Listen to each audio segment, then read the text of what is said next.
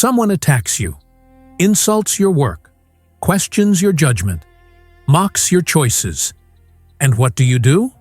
You explain, you justify, you list reasons, you defend yourself like you're on trial.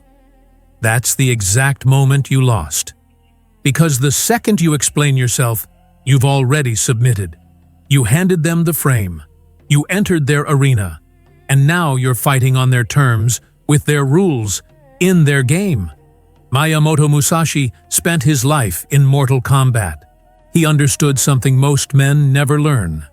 The man who defends has already been cut. The samurai who justifies his strike is already dead. This isn't about arguments, it's about power. And today, you're learning how to never lose it again. Let's dissect what happens in your brain the moment you feel attacked. Someone throws an insult. Your amygdala fires. Cortisol floods your bloodstream. Your heart rate spikes. And your prefrontal cortex, the part that thinks strategically, shuts down. You're now in survival mode. And survival mode doesn't strategize. It reacts. So you react. You explain why they're wrong. You list your credentials. You justify your decisions. You prove you're right. And with every word, you're doing exactly what the attacker wanted. You're dancing. Here's the trap most men never see.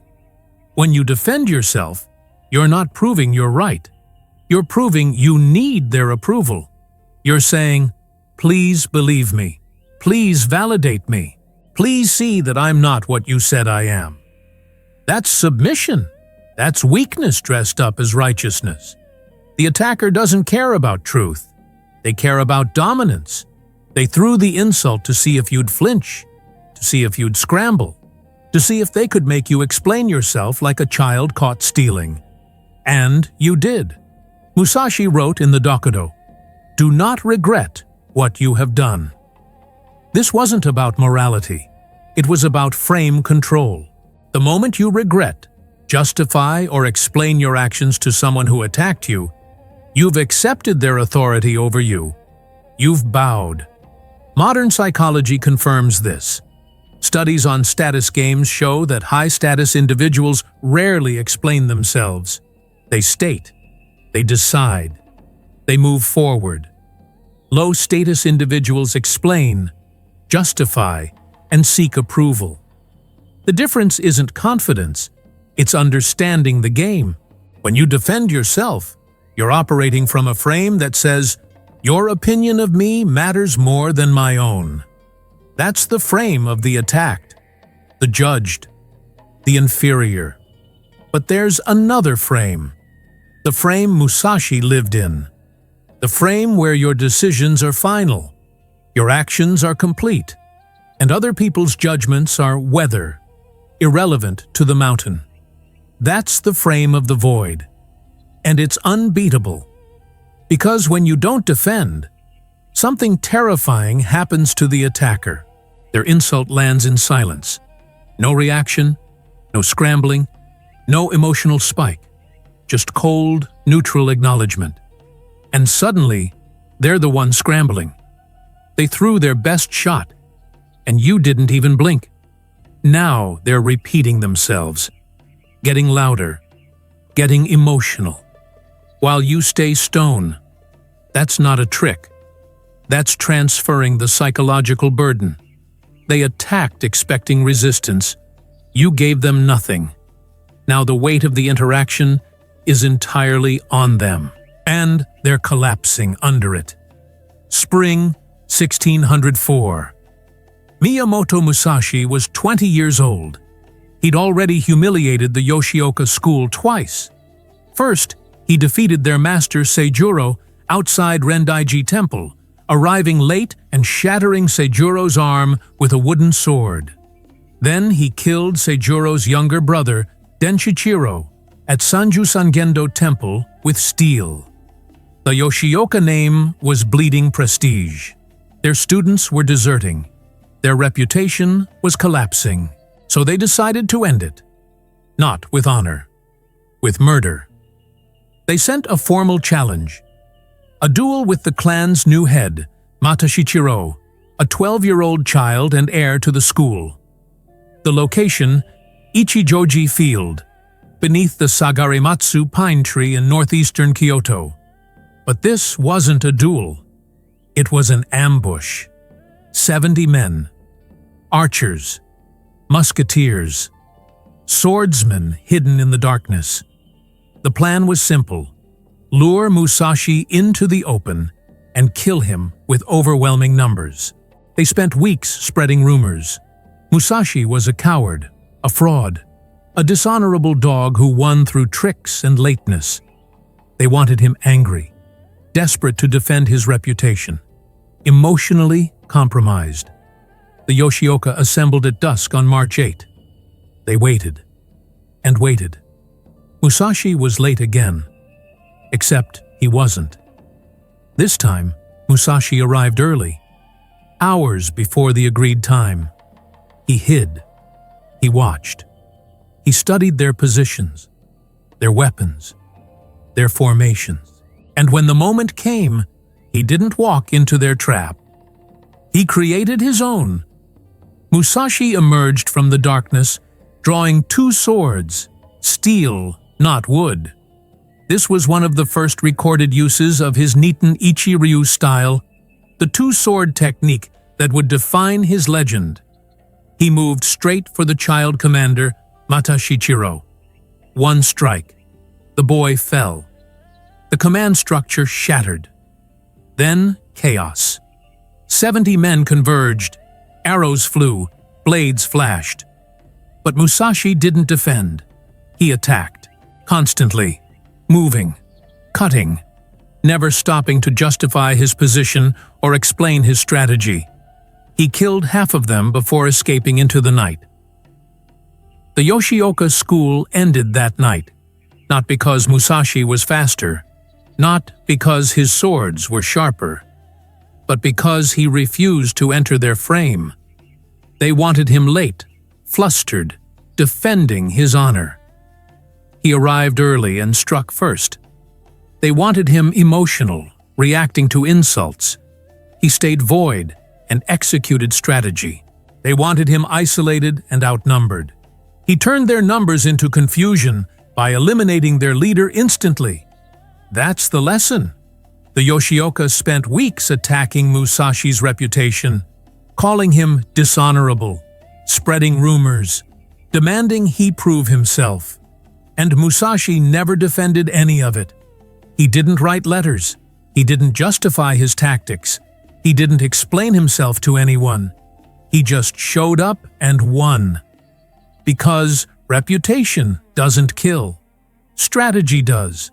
And while they were busy talking about honor, Musashi was counting their archers. Musashi called it Ku, the void, the empty space where strategy is born. In the Book of 5 Rings, he wrote that the void is not emptiness. It's the absence of preconception, the space before reaction. The moment where you see clearly because you're not attached to outcome, emotion, or identity. Most men never reach the void because they're too busy defending the self. But the self is a trap. When someone insults you, they're not attacking reality. They're attacking the image you've built of yourself. And the moment you defend that image, you've admitted it's fragile. You've admitted it needs protection. You've admitted you're not the thing you claim to be. You're someone pretending to be that thing. That's why explanation feels like bleeding. But here's the counter. If you don't defend the image, the insult has nowhere to land. It passes through you like wind through a canyon. You're not denying it. You're not confirming it. You're just standing there, unmoved. That's cool. In modern psychology, this is called non-reactive presence. Studies on negotiation and conflict resolution show that the person who remains emotionally neutral controls the frame. They set the temperature. The other person, desperate for a reaction, escalates, gets emotional, loses composure, and loses the interaction. Musashi applied this in every duel. He didn't react to insults. He didn't respond to taunts. He didn't defend his reputation. He just observed, calculated. And when the opponent overcommitted emotionally, Musashi struck. That's sen no sen, taking the initiative by responding to their commitment. But you can't take sen no sen if you're busy explaining yourself. Because explanation is commitment. It's showing your hand. It's revealing what you care about. And what you care about is where you're vulnerable. So the samurai learned to care about nothing except the mission. Not reputation, not honor, not even life. Just the mission. That's the void. And in conversation, the void looks like this. Someone insults you. You pause. 3 seconds. You look at them. Neutral face. Then you ask, "Are you done?" That's it. No defense, no attack. Just a question that transfers the burden back to them. Because now they have to decide. Do they repeat themselves and look desperate? Do they escalate and lose frame? Or do they back down and lose dominance? All 3 options are losses because you never defended. You just stood there, stone, unmoved. And by doing nothing, you force them to do everything. That's the void as weapon. And once you learn it, arguments become boring. Because you've already won before they start. Here's what you do, starting today. 1. Stop mid-explanation. If you catch yourself justifying, explaining, or listing reasons to someone who attacked you, stop. Mid-sentence. Don't finish. Just go silent. Let the silence sit. This trains your brain to recognize the defense pattern and break it in real time. 2. Replace defense with questions. When someone insults you or questions your judgment, don't explain. Ask, "Why does that matter to you?" Or, "What are you hoping I'll say?" Or simply, "Are you done?" These questions force them to examine their own motives. They put the burden of the interaction back on them. 3. Use the 3-second pause. Before you respond to any attack, wait 3 seconds. Count them. Look at the person. Stay neutral. This pause does 2 things. It gives your prefrontal cortex time to override your amygdala, and it makes your eventual response feel 10 times heavier. 4. Agree and amplify with narcissists. If someone's trying to provoke you with exaggerated accusations, don't deny. Amplify. They say you're arrogant? You're right, I'm unbearable. They say you're cold? Ice cold. It's a problem. This disarms them because they were expecting defense. Instead, you gave them nothing to push against. 5. Practice emotional detachment daily. Spend 10 minutes a day observing your emotional reactions without acting on them. Notice when you feel the need to explain yourself. Notice when someone's opinion starts to matter. Don't judge it. Just observe. This builds the mental muscle to stay void under pressure. 6. Walk away from frame battles. If someone's trying to pull you into an argument where you have to defend your worth, your choices, or your identity, walk away. Literally. I'm not doing this, then leave. This isn't avoidance. It's refusal to enter a rigged game. 7. Maintain physical stillness. When attacked verbally, don't move, don't fidget, don't lean in, don't gesture. Just stand or sit completely still. This projects absolute frame control. It says, nothing you're saying is moving me. 8. End conversations on your terms. Don't wait for permission to stop talking. When you're done, you're done. We're finished here, then move. High-status men don't need closure from the other person. They create closure themselves. 9. Never apologize for decisions. Explain consequences if needed. Adjust strategy if necessary. but never apologize for making the call. Musashi's principle: do not regret what you have done. Once you act, the action is complete. Regret is just defense retroactively applied. 10. Train this daily. Every conversation is practice. Every insult is a repetition. You're not trying to win arguments. You're building the reflex to stay void. Robert Greene wrote in The 48 Laws of Power, "Always say less than necessary." He wasn't talking about being quiet. He was talking about power distribution. The more you speak, the more you reveal. The more you reveal, the more you give away. Musashi understood this 400 years earlier. He wrote that the sword that doesn't move is the sword that cannot be countered. The warrior who shows nothing gives nothing. That's why silence is dominance. That's why non-defense is victory. Because every time you refuse to explain yourself, you're making a statement.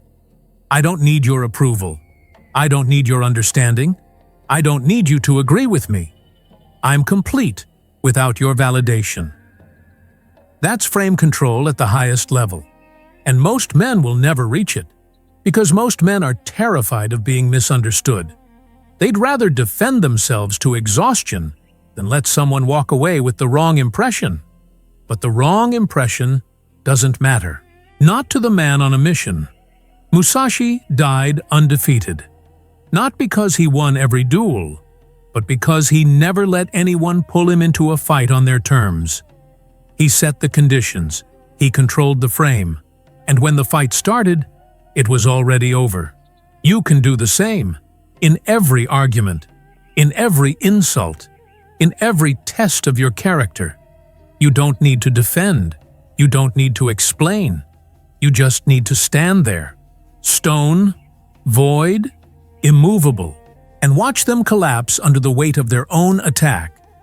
So here's your final order. Stop defending yourself. Stop explaining. Stop seeking approval from people who don't respect you. Start moving through the world like Musashi walked into Ichijoji, silent, early, strategic, and absolutely certain of the outcome. If you're ready to master this, subscribe to Katana Mindset. This is where modern men learn ancient warfare. Every video is a drill. Every principle is a weapon. And every lesson makes you harder to break. The question isn't whether this works. The question is whether you're strong enough to apply it. Because walking away from the need to defend yourself is the hardest cut you'll ever make. It requires killing the part of you that craves validation. But once it's dead, you're free. Master yourself, or the world will master you.